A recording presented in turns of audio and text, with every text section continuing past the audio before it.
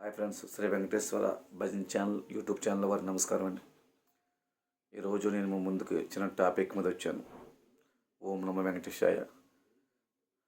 గత 2 రోజుల నుంచి మన ఛానల్లో మన ఆంధ్రప్రదేశ్లో ఈ లడ్డు గురించి ప్రచారం జరుగుతుంది.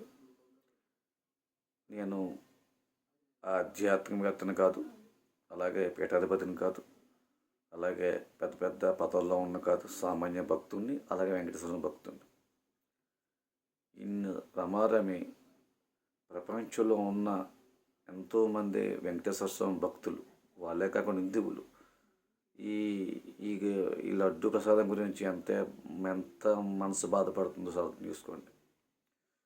ఇలాంటి విషయాల్ని, సున్నితమైన విషయాల్ని, సెన్సిటివ్ విషయాల్ని ఎంత దారుణంగా మరి ముఖ్యమంత్రి గారు ఇంత బయటపెట్టిన తర్వాత ఇందులో ఎవరు తప్పు చేసినా అది ఎవరమనమండి, అందరినీ కఠినంగా శిక్షించాలని కోరుతూ ఉన్నాం. హిందూ ధర్మం ప్రకారంగా ఒక హిందువుగా ప్రార్థిస్తూ ఉన్నాను.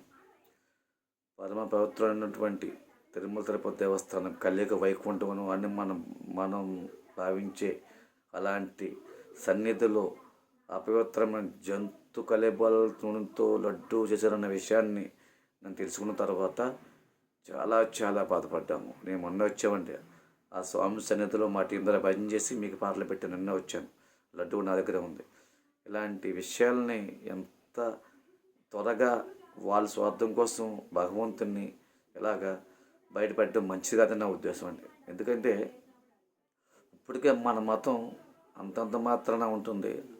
అన్య మతాలకి మనం అవకాశం ఇచ్చడం అవుతాం. ఒకసారి అర్థం చేసుకోండి, హిందూ ధర్మాన్ని ఎంత దారుణంగా మీరు రోడ్డుకి ఇస్తున్నారో అర్థం చేసుకున్నాం. ఇది అసలు భారతదేశం ఒక ఆధ్యాత్మికమైన దేశం, సనాతన ధర్మంలో ఉన్న దేశం ఇది. ప్రతి హిందూ మనోభావాలు దెబ్బతినే విషయం ఇది, ఈ లడ్డు విషయం. దీన్ని త్వరగా తేల్చాలి. ఇది ఎంత త్వరగా తేల్చి నిజాలు బయట పెట్టాలి. వాడు ఎంత వాడినా సరే శిక్షార్హుడే, శిక్షించాలి. లేకపోతే ఆ భగవంతుడు శిక్ష చేస్తాడు. అసలు అది కలియుగ వైకుంఠం లాంటి స్వామివారి లడ్డు ప్రసాదం అంటే అమృతం లాంటిది. అలాంటి లడ్డు ప్రసాదాన్ని ఈరోజు మీరు ఇంత దారుణంగా ఈ వార్తల్లోని, ఈ పేపర్ స్టేట్మెంట్ టీవీలోని సాక్షాత్ ముఖ్యమంత్రి గారే చెప్పినప్పుడు దీని మీద నిజాలు తేల్చి అసలు ఎవరైతే దీనికి పాల్పడ్డాలో వాళ్ళని కఠినంగా శిక్షించాలి. దీన్ని తూతూ మంత్రంగా వదలడానికి వీల్లేదు. అలా వదిలితే మన మతం అందరిలో సులకన అయిపోతుంది, మనల్ని చీప్గా చూస్తారు. దయచేసి దీన్ని సాధ్యం మట్టుకు పెద్దలు, పీఠాధిపతులు ఎవరి మీదో బురద చల్లకుండా, ఎవరిని మనం కించపరచకుండా విషయాన్ని పట్టుకొని దీన్ని నిజాలు తేల్చిన తర్వాత వాళ్ళని కఠినంగా శిక్షించాలి. ఒక హిందువుగా నా బాధ, ఒక హిందూ పెట్టి ఒక వెంకన్న భక్తుడిగా. ఏమండి, అసలు మీకు ఇందులో అర్థమవుతుందా? అన్య మతాల్లో మన మీద ఇబ్బంది పడి మన దేవుని విమర్శిస్తుంటే, మన మతాన్ని విమర్శిస్తుంటే మనం ఎంత దారుణంగా ప్రవర్తిస్తుందో అర్థం చేసుకోండి. నేను మనోభావాలు దెబ్బతిని నా మతం, నా స్వామి, నా కులదైవ వెంకటేశ్వర స్వామి లడ్డు మీద ఎంత ప్రచారం జరుగుతుంటే హిందువుగా చాలా బాధపడ్డాను. దయచేసి దీన్ని అందరూ వైరల్ చేయండి, షేర్ చేయండి, సబ్స్క్రైబ్ చేయండి. ప్రతి హిందువుకు చేరాలి. ఇది ఒక ఉద్యమంగా బయట రావాలి.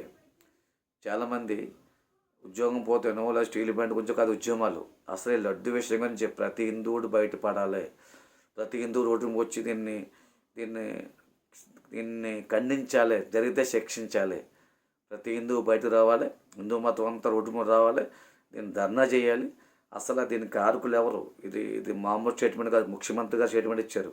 అంటే ఎంతో కానీ అసలు ఇది అందులో జరిగిందో లేదో సాక్షాత్ ముఖ్యమంత్రి గారు ఇచ్చినప్పుడు దీన్ని నిజాలు తేల్చి శిక్షలను కఠినంగా శిక్షించాలి. అంతవరకు హిందువులందరూ కూడా విశ్రమించకూడదు. ఇది ఒక హిందువుగా నా విన్నపం. ఓం నమో వెంకటేశాయ. శ్రీ వెంకటేశ్వర భజన్ ఛానల్. ఓం నమో వెంకటేశాయ.